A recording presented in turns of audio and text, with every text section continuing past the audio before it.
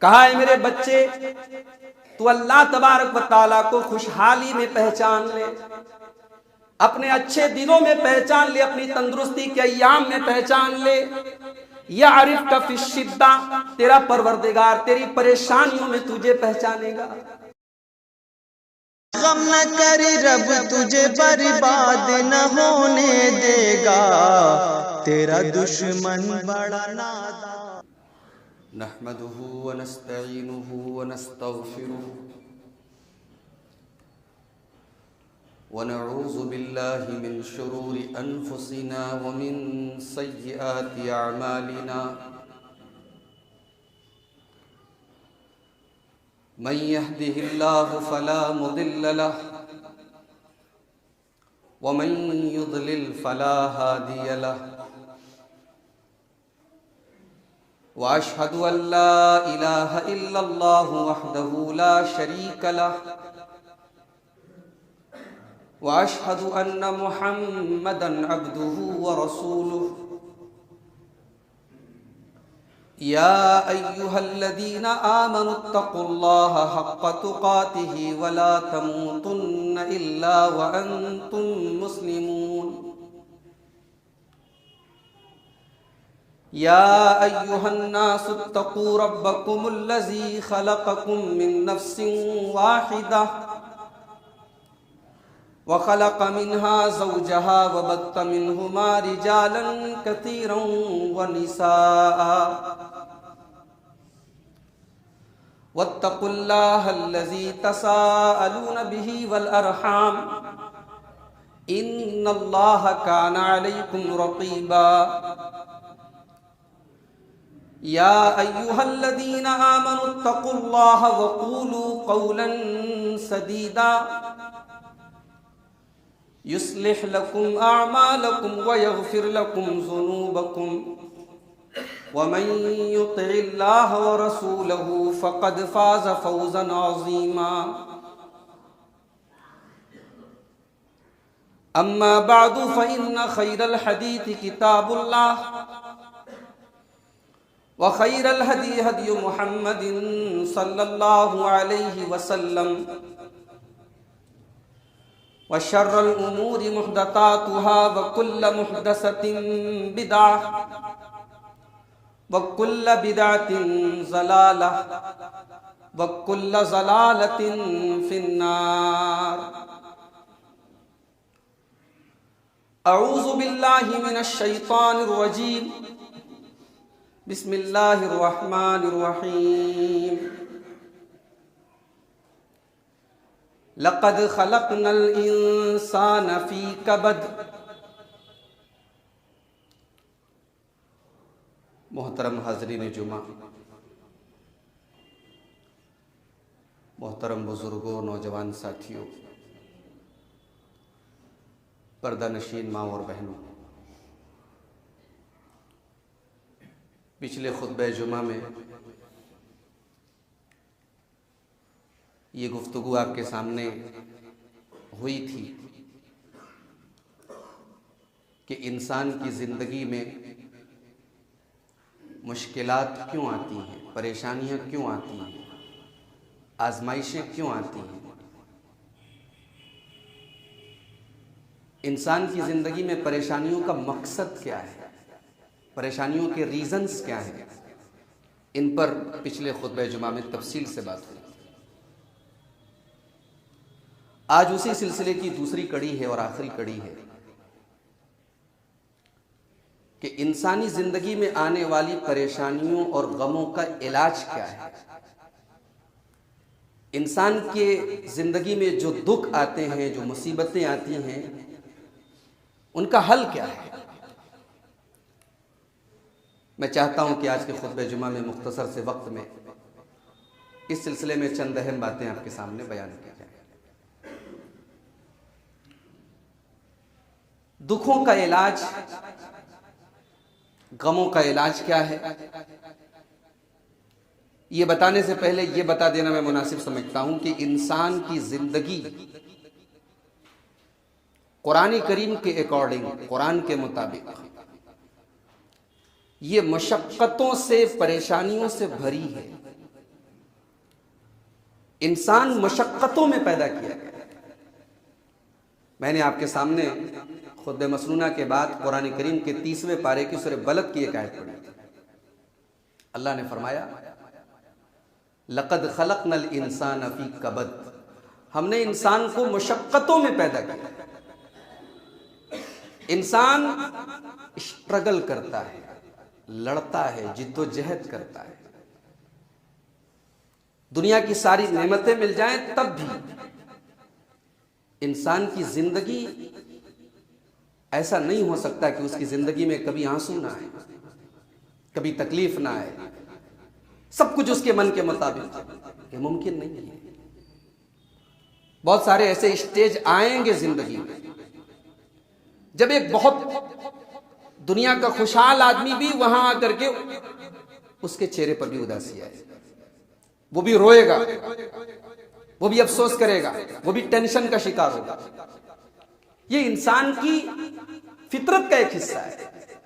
قرآن کریم کی اس آیت میں کلیئر کر اس بات کو سامنے رکھیے. اب ہم آگے بڑھتے ہیں.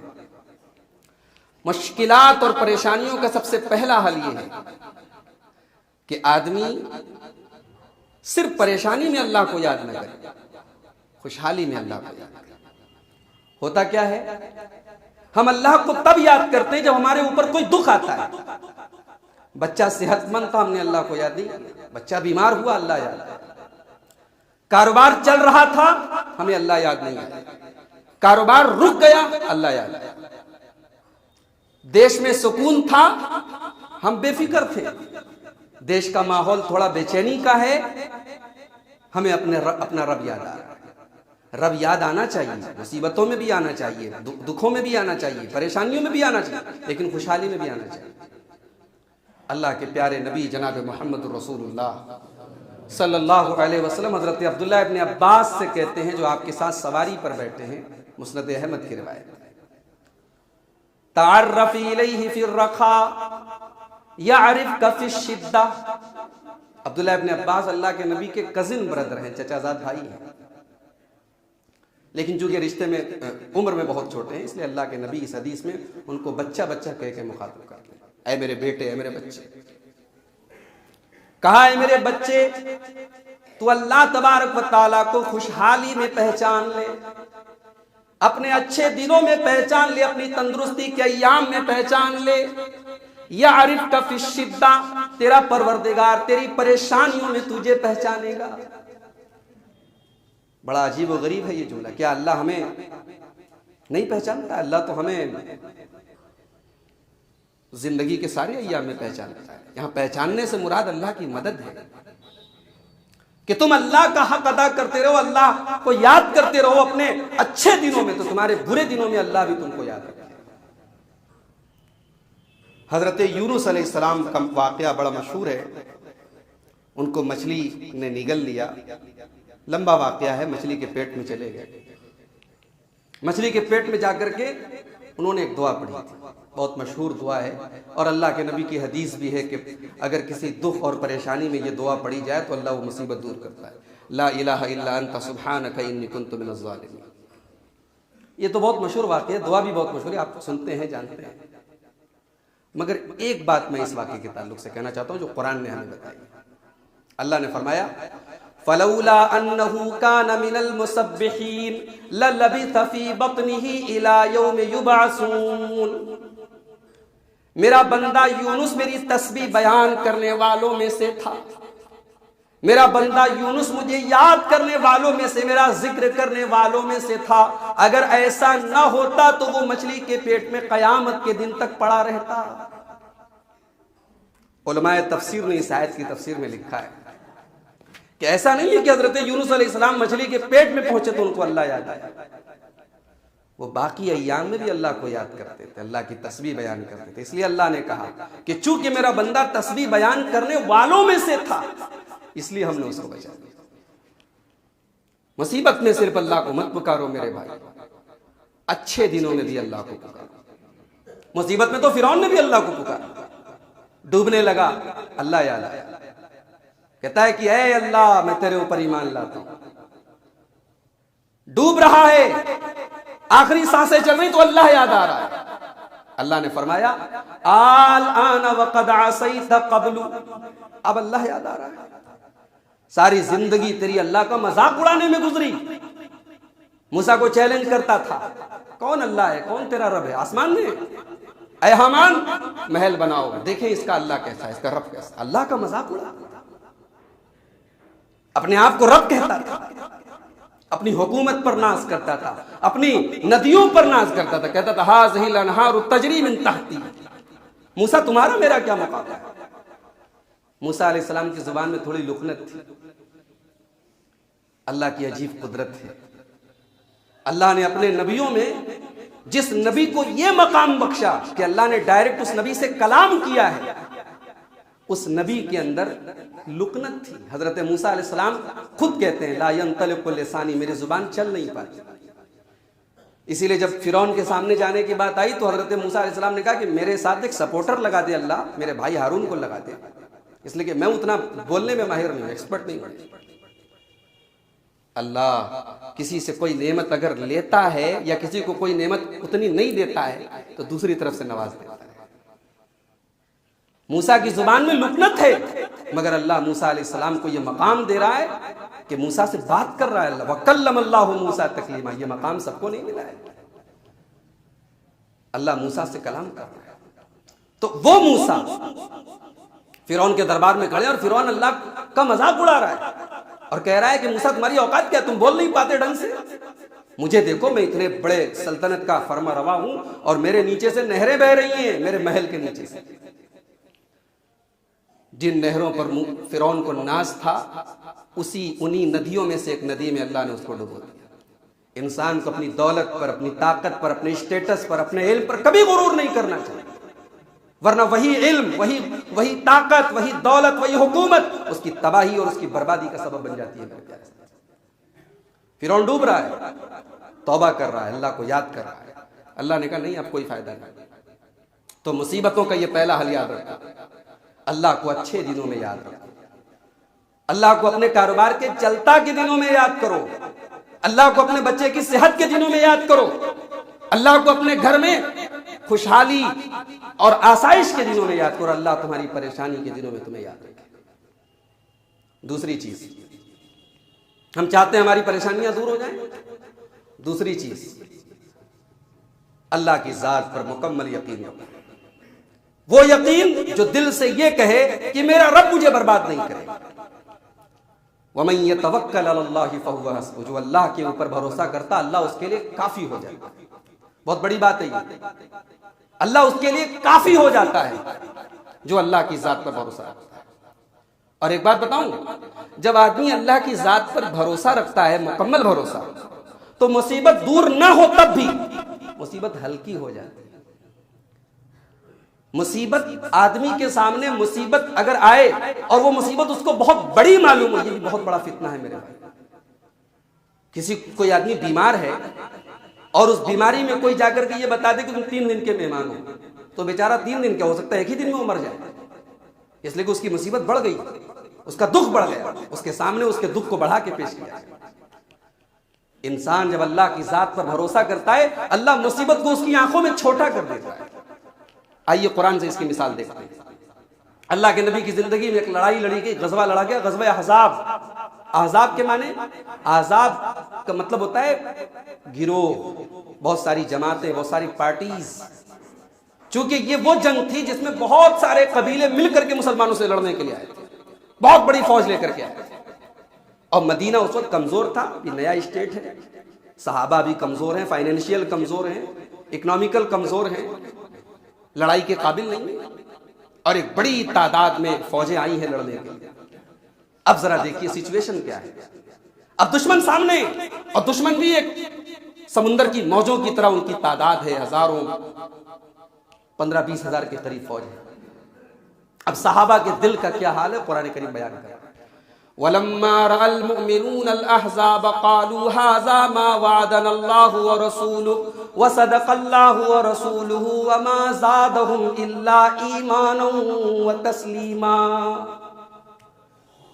میرے نبی کے صحابہ نے جب اپنے سامنے دشمن کی جماعتیں دیکھی، دشمن کی فوج دیکھی، ان کی زبان سے ایک ہی جملہ نکلا، یہ کوئی نئی بات تو نہیں ہے، یہی وہ فوج ہے، یہی وہ لڑائی ہے، یہی وہ جنگ ہے جس کا اللہ نے وعدہ کیا تھا، رسول نے وعدہ کیا تھا، اور اللہ بھی سچا تھا، رسول بھی سچا تھا۔ وَمَا زَادَهُمْ إِلَّا إِيمَانًا وَتَسْلِيمًا۔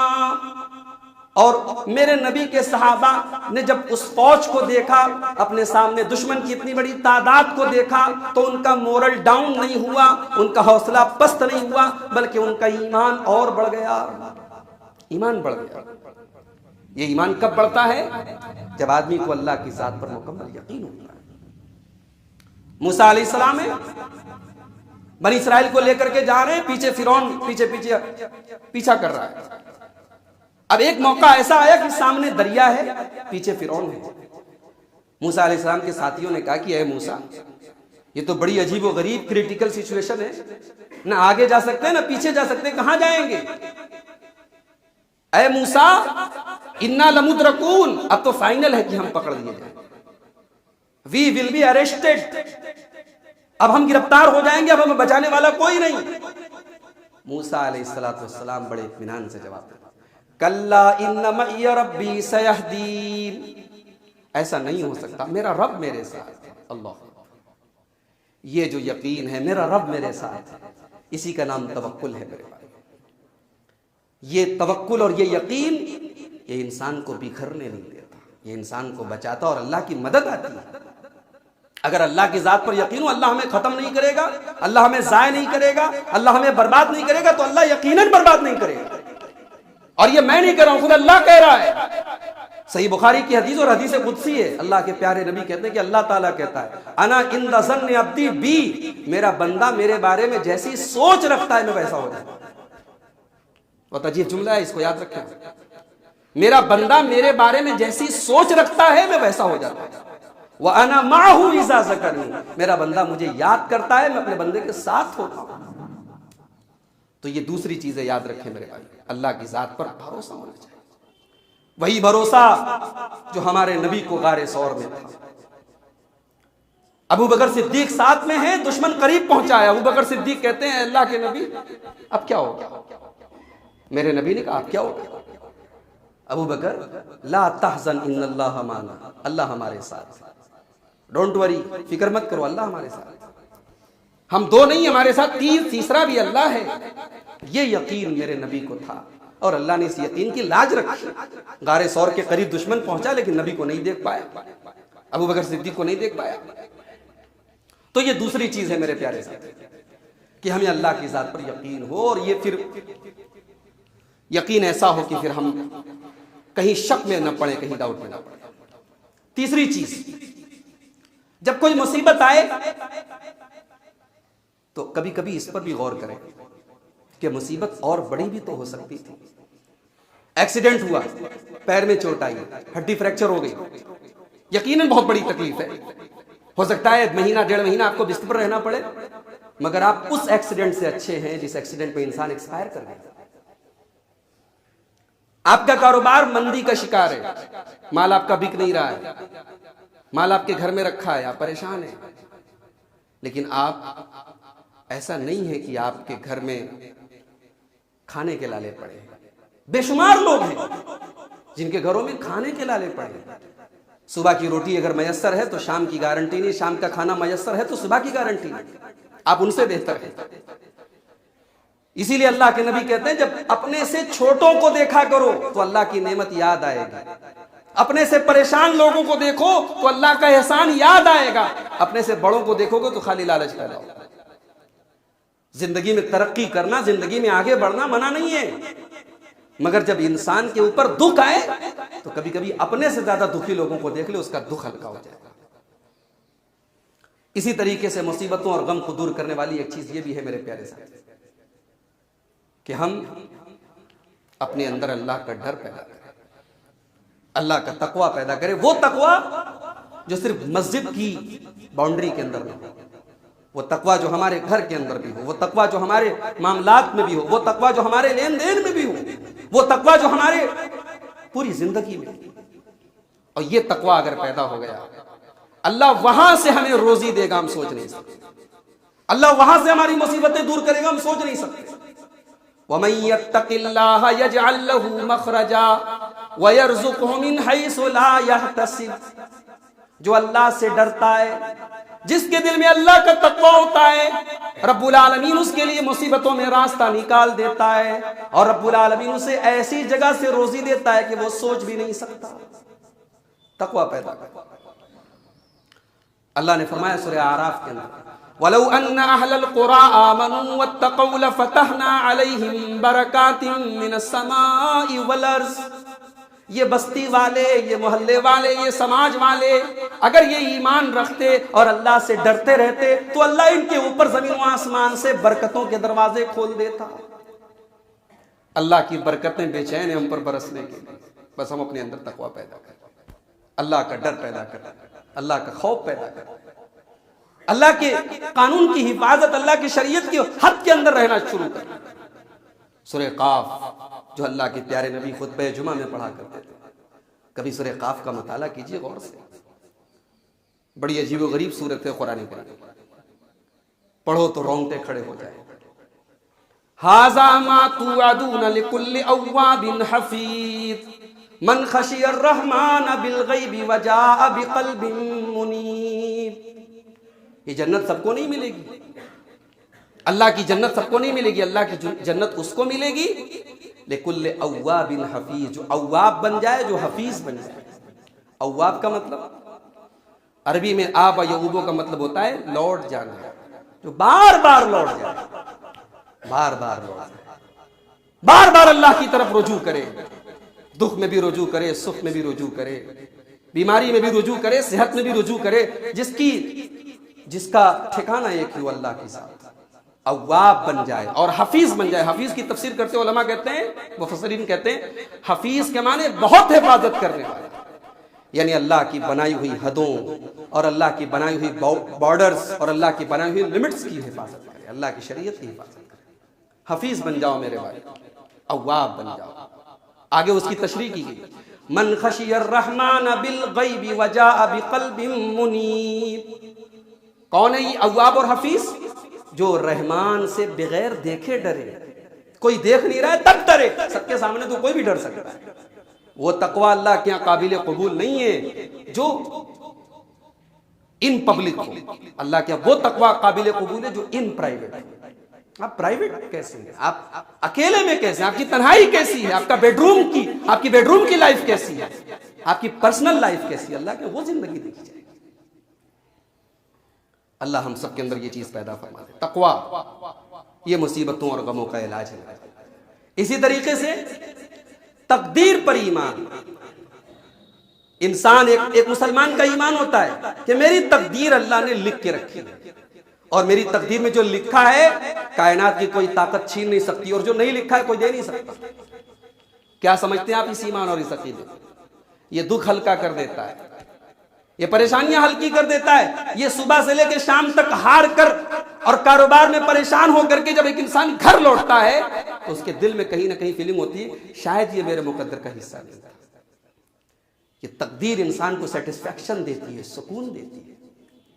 اسی لیے اللہ کے پیارے نبی فرماتے ہیں وَرْضَ بِمَا قَسَمَ اللَّهُ، اللہ نے تیری قسمت میں جو لکھا ہے اس پر خوش ہو جا، تَكُنْ أَغْنَى النَّاسِ، تو سب سے امیر بن جائے۔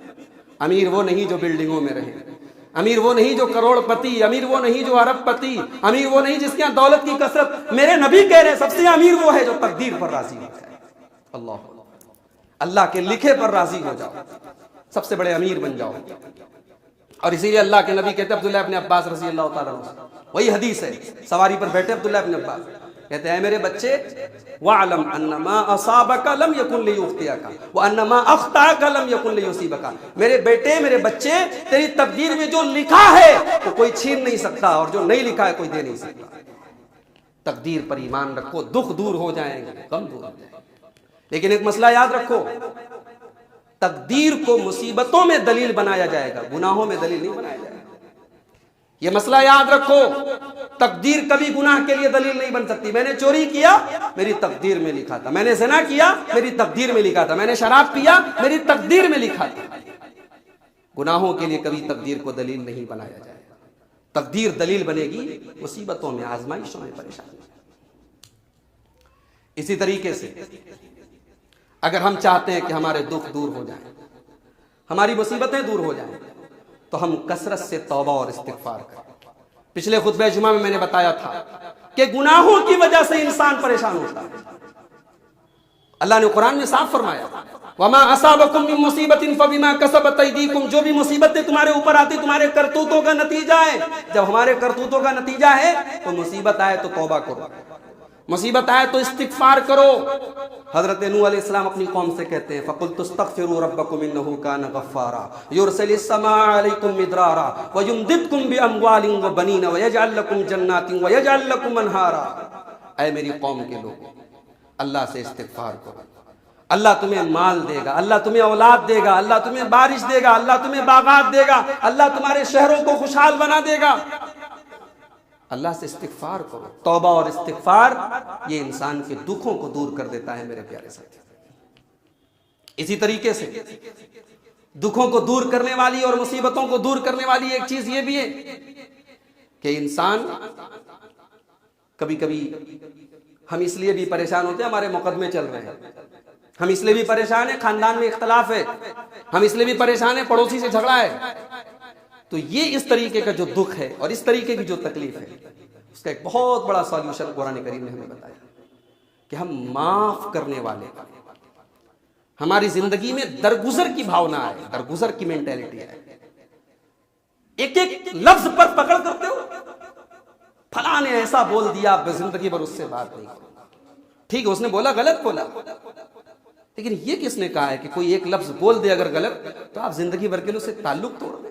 ہمارے عام بات ہے، بیٹے سے باپ ناراض ہے، بیٹے کی کوئی بات بری لگ گئی، یقیناً بیٹے نے غلط کیا، لیکن باپ زندگی بھر بیٹے سے تعلق ختم کر لے، یہ کہاں لکھا ہے میرے بھائی؟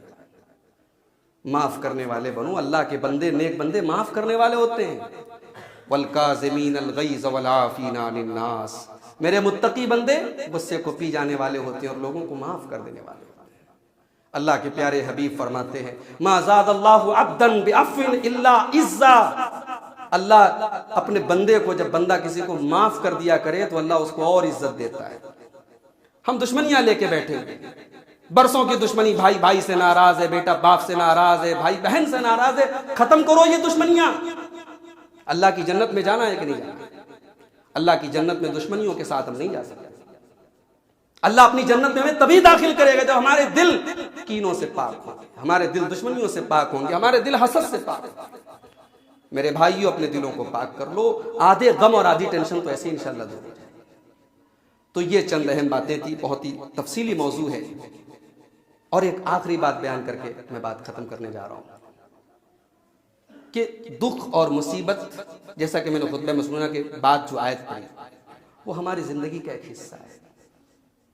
ہم دکھوں میں پریشان نہ ہوں، دکھوں میں ہم یہ نہ سوچیں کہ ہمارے ساتھ یہ ہو گیا۔ کبھی کبھی دکھ ہماری تربیت کے لیے بھی ہوتے ہیں۔ اگر یہ ہوتا کہ اللہ کسی کو دکھ نہ دے تو یہ بتاؤ کہ اللہ کے سب سے پیارے بندے کون ہیں؟ اللہ کے انبیاء ہیں نا۔ سب سے پیارے بندے کون ہیں؟ اللہ کے رسول، اللہ کے پیغمبر ہیں۔ کیا نبیوں پر دکھ نہیں آئے؟ کیا ایوب علیہ السلام بیمار نہیں ہوئے؟ کیا یونس علیہ السلام مچھلی کے پیٹ میں نہیں گئے؟ کیا ابراہیم علیہ السلام کو بیٹے کی قربانی نہیں پیش کرنی پڑی؟ کیا حضرت موسیٰ علیہ السلام کتنا پریشان ہوئے، بھاگنا پڑا اپنا شہر چھوڑ کر کے، کہاں مدین چلے گئے؟ نبیوں کے واقعات پڑھو تو نظر آتا ہے کہ ہماری مصیبتیں کیا ہیں، نبیوں نے جیسی جیسی تکلیفیں جھیلی۔